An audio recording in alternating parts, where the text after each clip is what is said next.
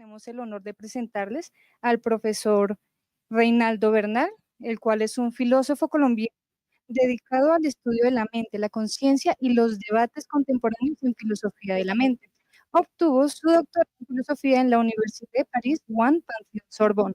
Su formación doctoral lo vinculó directamente con acciones filosóficas europeas, centradas en el análisis conceptual, los fundamentos del materialismo y las tensiones entre fisicalismo y la fenomenología. Actualmente se desempeña como profesor asistente del Departamento de Filosofía de Investigación en la Pontificia Universidad Javeriana en Bogotá. Allí es miembro y líder del grupo de investigación Problemas de Filosofía, desde el cual orienta discusiones y proyectos que abordan cuestiones fundamentales relacionadas con la naturaleza de la mente, la experiencia consciente y la relación entre lo físico y lo fenomenal. Muy bien, entonces queremos invitar al profesor Reinaldo con un fuerte aplauso, un caluroso bienvenida a la apertura de este simposio. Gracias. Bueno, muchas gracias. Primero que todo, muchas gracias al profesor Alfonso Leiva por haberme invitado a participar en este evento. Muchas gracias a todo el comité organizador. Muchas gracias a todos los asistentes.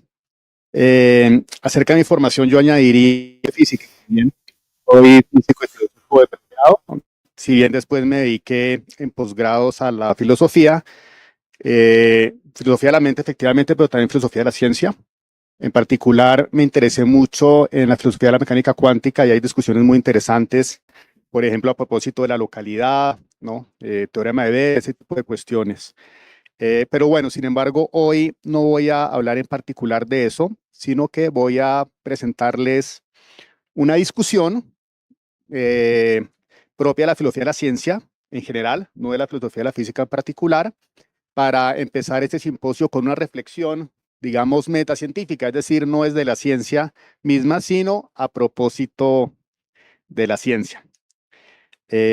Bueno, entonces, este es el contenido. Primero les voy a contar cuál es el propósito de la charla, luego voy a introducir realismo y antirrealismo científicos.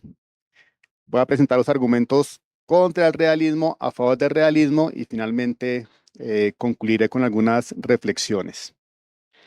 Bueno, el propósito de la charla es introducir el debate clásico entre realistas y antirrealistas científicos en la filosofía de la ciencia. Digo el debate clásico porque los argumentos que voy a presentar son los argumentos, valga la redundancia, clásicos.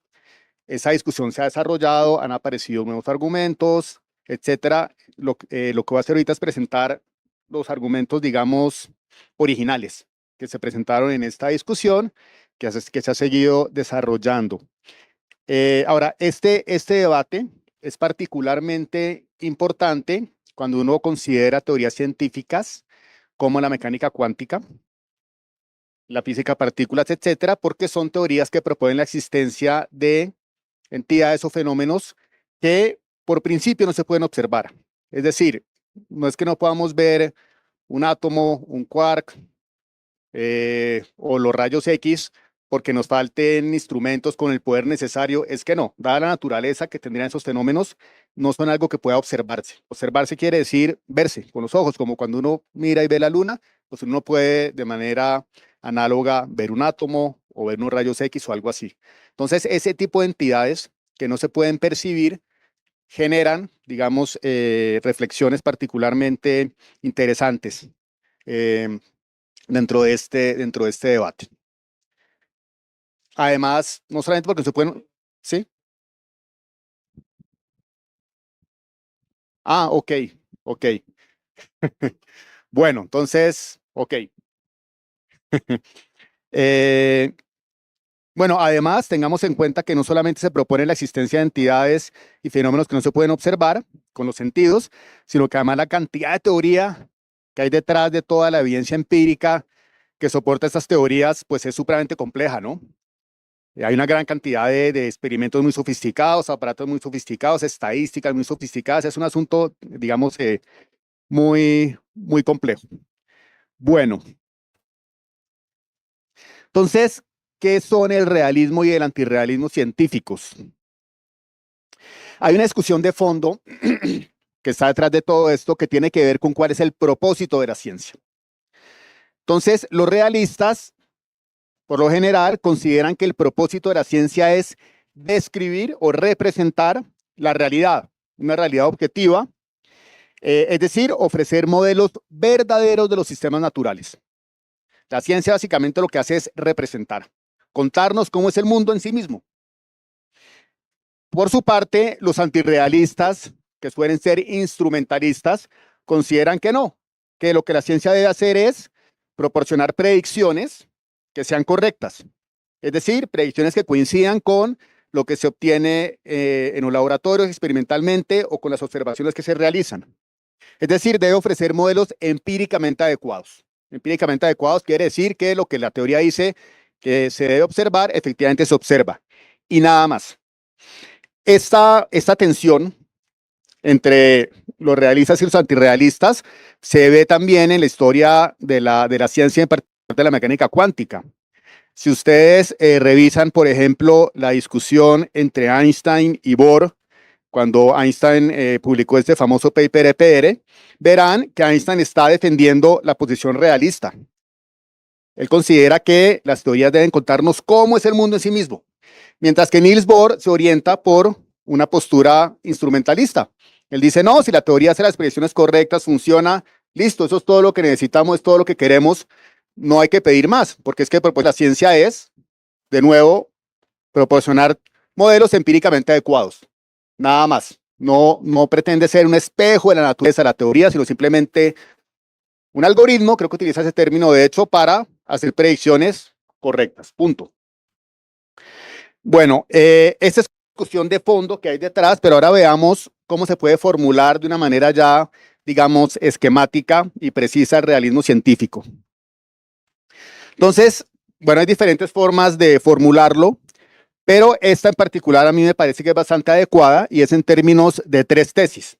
Una tesis metafísica, una tesis semántica y una tesis epistémica.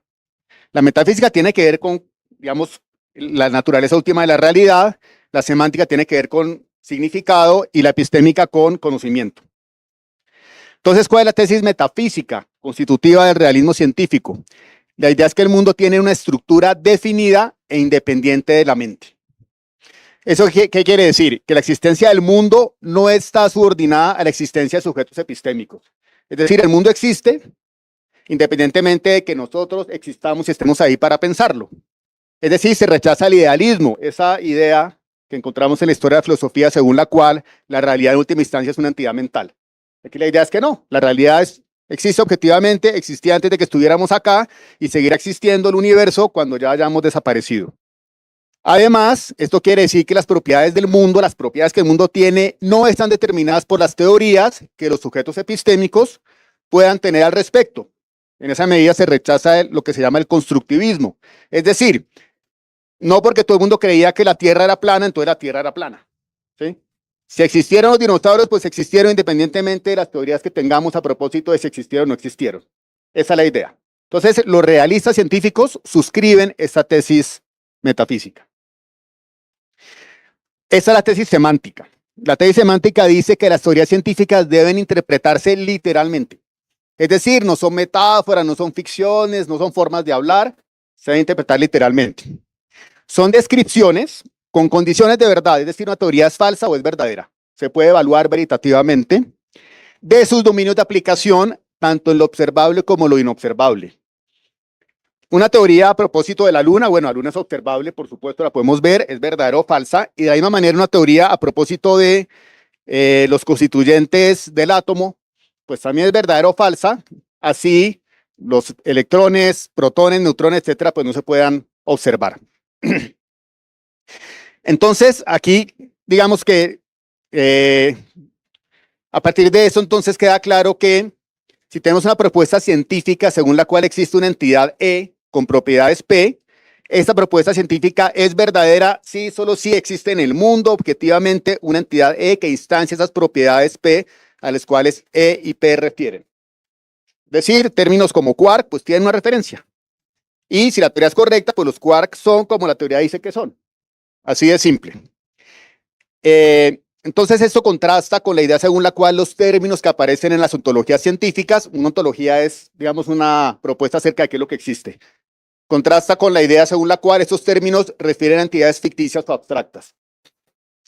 Si uno mira la discusión histórica que se dio entre los padres de la mecánica cuántica y realistas como Einstein, va a ver que ellos con frecuencia defendieron esta idea. Ellos decían, no, nosotros proponemos la existencia de entidades que llamaban teóricas, que cumplen un papel. ¿Cuál es el papel? Pues servir para hacer predicciones, pero no hay que creer que literalmente esas entidades existen. Con las propuestas teóricas, entidades ficticias, casi como las entidades matemáticas, entidades abstractas, y que únicamente se esperaba que sirvieran para hacer predicciones correctas y ya. No se comprometían con la existencia literal de esas entidades. Bueno, realistas creen que sí, que uno se debe comprometer con la existencia literal, ¿sí?, de las partículas elementales, etcétera.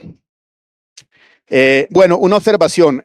Una entidad clasifica como inobservable cuando no tenemos un acceso epistémico directo frente a ella. Epistémico directo quiere decir por medio de los sentidos. ¿Por qué? Por las propiedades que tendría la entidad. Por ejemplo, los átomos, los rayos X, pues no se pueden percibir con los sentidos. Bueno, y finalmente la tesis epistémica, esta es la más importante hoy en día en esta discusión. Esta tesis dice que las teorías científicas maduras y predictivamente exitosas están bien confirmadas y son aproximadamente verdaderas sobre el mundo. Teorías científicas maduras, las teorías actuales se considera que son maduras.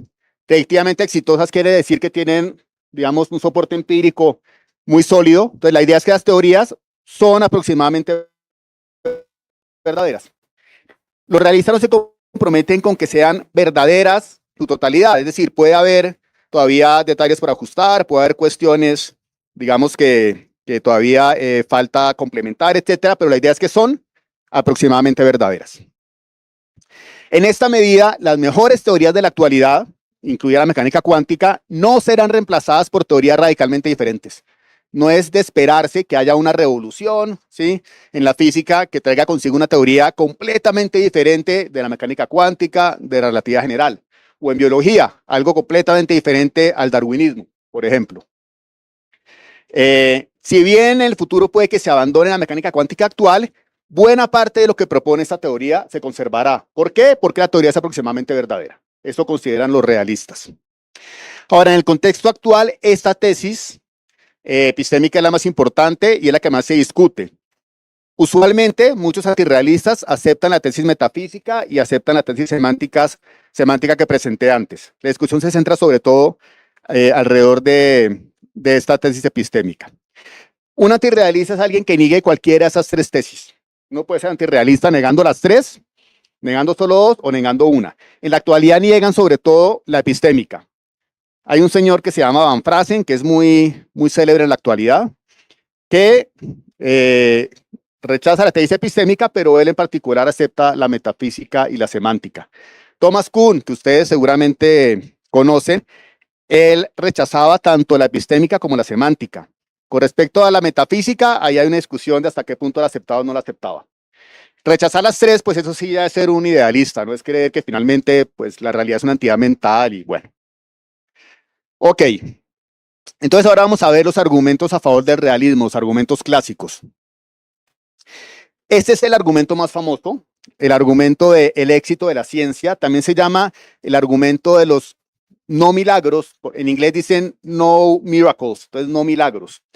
Se lo debemos al gran filósofo norteamericano Hilary Putnam. Esta es una reconstrucción del argumento que yo propongo. Se puede ver de la siguiente manera. Partimos de una observación empírica y es que nuestras mejores teorías científicas son muy exitosas.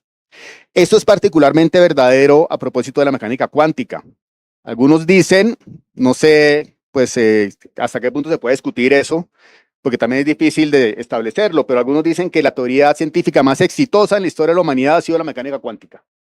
Ya que imagínense. Bueno, entonces partimos de ahí. Nuestras mejores teorías científicas son indiscutibles. Por eso digo que es una observación empírica. Pues piensen nada más en toda la tecnología que se ha desarrollado a partir de esas teorías, los viajes interespaciales, etc.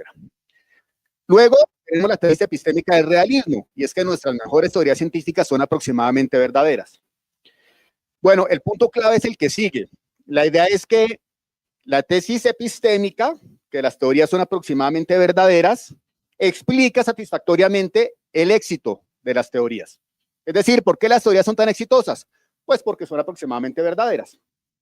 Y el siguiente paso también es importante. Cualquier explicación del éxito de la ciencia diferente de la tesis epistémica es implausible. Es decir, la mejor explicación del éxito de la ciencia es que las teorías son aproximadamente verdaderas. No hay otra explicación alternativa que sea satisfactoria. Esa es la idea. Luego, por supuesto, debemos suscribir el realismo y en particular la tesis epistémica.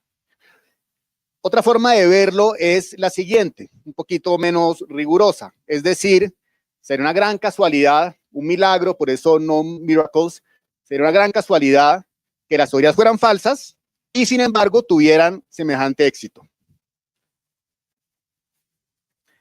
Bueno, el siguiente argumento a favor del realismo, esto se lo debemos al filósofo y lógico Ian Hacking, es el siguiente. Por un lado, él señala lo que llama, señala que hay lo que llama una convergencia, y es que la existencia de unas mismas entidades inobservables parece revelarse bajo diferentes métodos de observación. Entonces, por ejemplo, hay algunas moléculas, bueno, de pronto una molécula, no, pensemos en una bacteria o en un virus. Un virus es un buen ejemplo. Hay algunos virus que aparecen con determinada estructura bajo un microscopio óptico y también bajo un microscopio electrónico. Entonces, pues sería una gran casualidad que con instrumentos tan diferentes como un microscopio óptico o un microscopio electrónico se revelara, sin embargo, una entidad que digamos, que aparece en ambos casos más o menos con las mismas propiedades. Ahí habría una convergencia. Entonces, eso es una buena razón para creer que efectivamente ese virus con esa estructura existe. También señala algo que llama la manipulación, y es que hay prácticas científicas que parecen manipular entidades inobservables exitosamente. Entonces, se manipulan virus, se manipulan genes y se manipulan átomos también, moléculas. Si bien no se pueden observar, se pueden manipular, se pueden diseñar. Eso, el que haya esa manipulación, también es una muy buena razón para considerar que esas entidades, si bien son inobservables, efectivamente existen. Entonces, la conclusión es que tanto la convergencia, es decir, la detección por diferentes medios, como la manipulación, constituyen evidencia empírica sólida a favor de la existencia de determinadas entidades inobservables. Listo, esos son los argumentos a favor del realismo, pero ahora veamos los argumentos en contra. Este es un argumento interesante que apela a la historia de la ciencia. Se llama argumento de la metainducción específica propuesto por el filósofo Larry Lodan. Parte de una observación empírica, que es la siguiente. En la historia de la ciencia encontramos una serie de teorías que en un momento dado fueron muy exitosas, pero luego pasaron a considerarse falsas. En particular, se abandonó la creencia en la existencia de inobservables que proponían. Un ejemplo es la física de Newton. La física de Newton fue supremamente exitosa. Durante 2 siglos la gente creía que la física ya estaba casi lista. Eso no tenía discusión, era cuestión de resolver detalles. Y a la luz de la física actual consideramos que es falsa. Pensemos también en la propuesta de la existencia del éter. Creemos que no hay éter, el flogisto, y creemos que no hay flogisto, etc. Luego, a partir de esta observación empírica, se hace una proyección inductiva, que consiste que esa proyección lleva a lo siguiente: nuestras mejores teorías en algún momento futuro serán consideradas falsas. Es decir, lo que ha ocurrido hasta ahora, pues es de esperarse que siga ocurriendo. En particular, abandonaremos la creencia en la existencia de inobservables que proponen esas teorías. Entonces, así como la física de Newton se abandonó, ¿sí? Ya no creemos en su verdad, en algún momento se abandonará la mecánica cuántica, la relatividad o la física de partículas, y dejaremos de creer que existen las entidades que actualmente esas teorías proponen como existentes. Ahora, esto es una observación importante, y es que si alguien rechaza esa inducción, difícilmente puede ser un realista, porque los realistas científicos en general aceptan las proyecciones inductivas. Consideran que las proyecciones inductivas son inferencias válidas. ¿Por qué? Porque en la ciencia se hacen proyecciones inductivas. Entonces, si uno en general considera que las proyecciones inductivas no son métodos de razonamiento válidos, pues no puede ser un realista científico, porque está de entrada rechazando algo que juega un papel muy importante en la ciencia, ¿no? Entonces, finalmente, llegamos a que la tesis epistémica del realismo científico es irracional. Aquí irracional no quiere decir que sea algo absurdo, que sea algo tonto, que sea una cosa boba. No, irracional quiere decir que no está bien justificado epistémicamente. No es irracional en el sentido de absurdo, ¿sí? Entonces, la tesis epistémica del realismo científico, que las teorías son aproximadamente verdaderas es irracional y lo es bajo los propios estándares del realismo, es decir, a partir de una proyección inductiva. En particular, es irracional creer en la existencia de los inobservables propuestos por nuestras mejores teorías. Entonces, sería irracional creer, por ejemplo, en el modelo de partículas o algo similar. Ese es el segundo argumento importante a favor del antirrealismo científico, es el argumento de la subdeterminación empírica de las teorías. La idea general aquí es que la evidencia empírica siempre es insuficiente para poder establecer que una teoría en particular es la teoría verdadera. Lo podemos construir así. La única condición necesaria y suficiente para la aceptación de una teoría científica es su adecuación empírica. Es decir, lo único que sirve, que vale para evaluar una teoría es que dé buena cuenta de la información empírica, nada más. No puede cuestionar eso, por supuesto. Pero los antirrealistas creen que eso es lo único que vale, todo lo demás, que la teoría es muy elegante, muy bonita, no sé qué, chévere y todo lo que quiera, pero eso no son indicativos de la verdad, de la teoría. El único criterio es que la teoría dé cuenta de la información empírica. Y luego se observa que dado un cuerpo de evidencia empírica, la evidencia disponible, por grande que sea, existen siempre múltiples teorías incompatibles entre sí, empíricamente adecuadas. Es decir, dado el cuerpo de evidencia que se tenga, que siempre será finito, siempre existen, en el sentido matemático, ¿sí? Siempre existen, o sea, son lógicamente posibles diferentes teorías que den cuenta de este cuerpo de evidencia empírica y que sin embargo sean incompatibles entre sí. Voy a poner un ejemplo muy tonto para ilustrarlo. Supongamos que la única evidencia empírica que tenemos a propósito del movimiento del Sol, por así decirlo, es que sale por un lado y se acuesta en el otro. Teoría número 1, el Sol gira alrededor de la Tierra. Teoría número 2, la Tierra gira alrededor del Sol.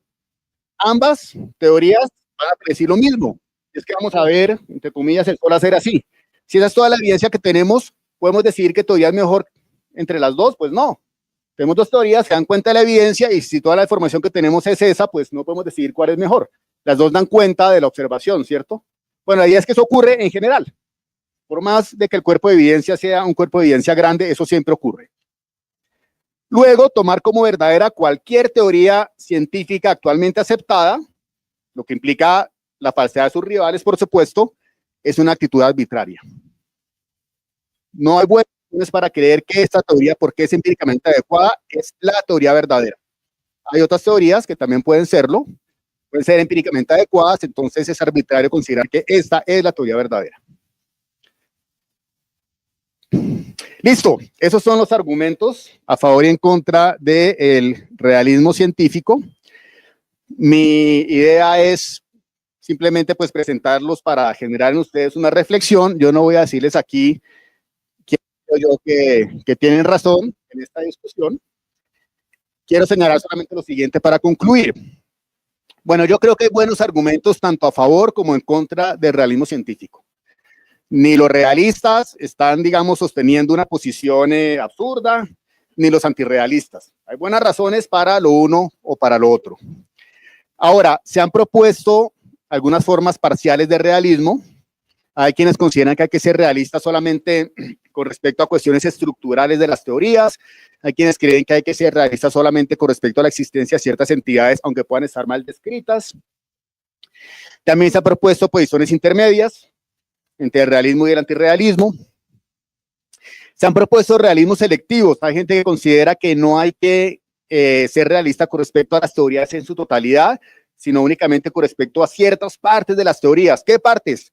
Las que finalmente darían cuenta del éxito predictivo de las teorías. También hay lo que se llaman particularismos. Hay quienes consideran que uno no puede en general decir si debemos o no creer en la verdad de una teoría científica, sino que hay que mirar caso por caso, no hay reglas generales. Habría que mirar para cada entidad en particular cuál es la evidencia empírica, etcétera, y decidir en ese caso específicamente. Este es un debate pues, que continúa desarrollándose en la actualidad. Bueno, muchas gracias.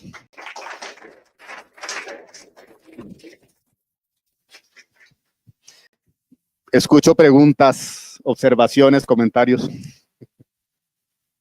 ¿Quién?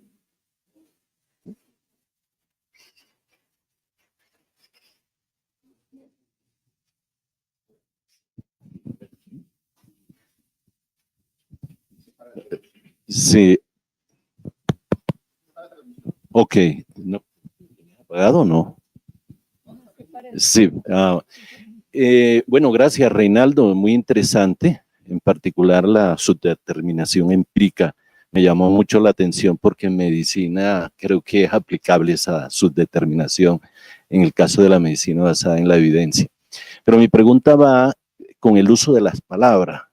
Cuando uno aborda el antirrealismo con ese nombre, parece que se descalifica inmediatamente. ¿No sería más adecuado llamarlo instrumentalista como tú propones?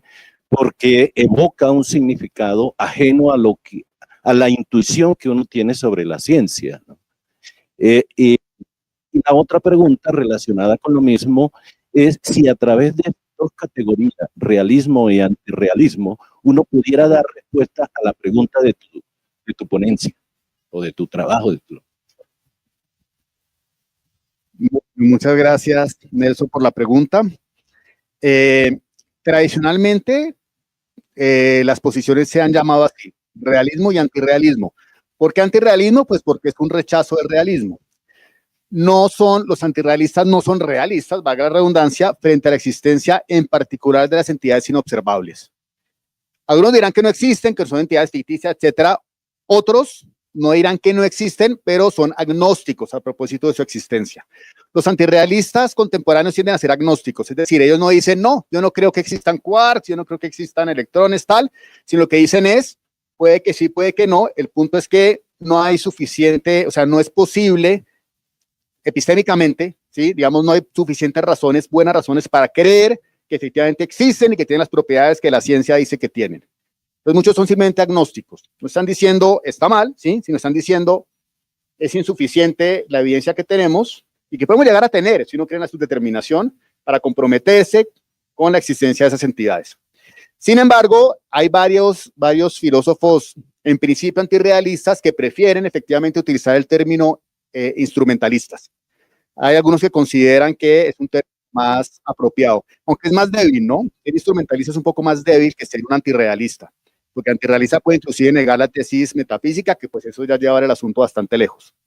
Ahora, a propósito de la pregunta que le da título a la charla, si son verdaderas teorías científicas, un realista diría que sí, aunque automatizaría, dirá, son aproximadamente verdaderas. ¿Cuáles? Las mejores teorías que tenemos, teorías maduras, empíricamente adecuadas, etcétera. Un antirrealista podría decir, agnóstico, no me comprometo con que lo sean o con que no lo sean. Un antirrealista un poco más duro, más radical, como Thomas Kuhn diría, no son verdaderas en ningún sentido objetivo. Y un idealista, ¿sí? Diría que ni siquiera existe un mundo objetivo, ¿sí? Como para decir que las teorías que están describiendo verídicamente es un mundo objetivo, porque finalmente todo es una construcción mental. ¿Sí?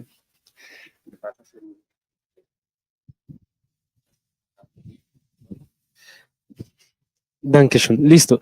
En su momento, Kant propuso en sus prolegómenos que nosotros contemplamos el mundo como se nos presenta y no como es en sí mismo. ¿Cómo podría el realismo afrontar una idea de ese estilo, una condición de ese estilo? Sí, es una buena pregunta. Efectivamente, Kant creía que no teníamos acceso a cómo el mundo es en sí mismo, sino únicamente al fenómeno. Pues si uno suscribe esa idea de Kant, uno se matricula automáticamente en el antirrealismo. Si uno es realista, necesita rechazar esa idea de Kant. Necesita sostener que si bien, obviamente siempre experimentamos el mundo desde cierto punto de vista y haciendo uso de nuestros sentidos, etcétera, sí podemos acceder a la naturaleza misma de las cosas. Ahí hay una discusión interesante, ¿no? Toda la tradición empirista negó eso. Los empiristas siempre dijeron no, uno solamente tiene acceso, digamos, al fenómeno y a partir de ahí entonces hace inferencia acerca de cómo sería la realidad en sí misma, pero ahí hay una brecha que de hecho sería insalvable para un empirista. Los realistas van a rechazar eso. Los realistas van a considerar que en realidad uno sí tiene acceso a cómo el mundo sería en sí mismo. Si bien el acceso al mundo es mediado por los sentidos, eso no impide que uno sí pueda descubrir cómo son las cosas en sí mismas. Entonces, si uno dice que el átomo tiene tal estructura, pues es objetivo.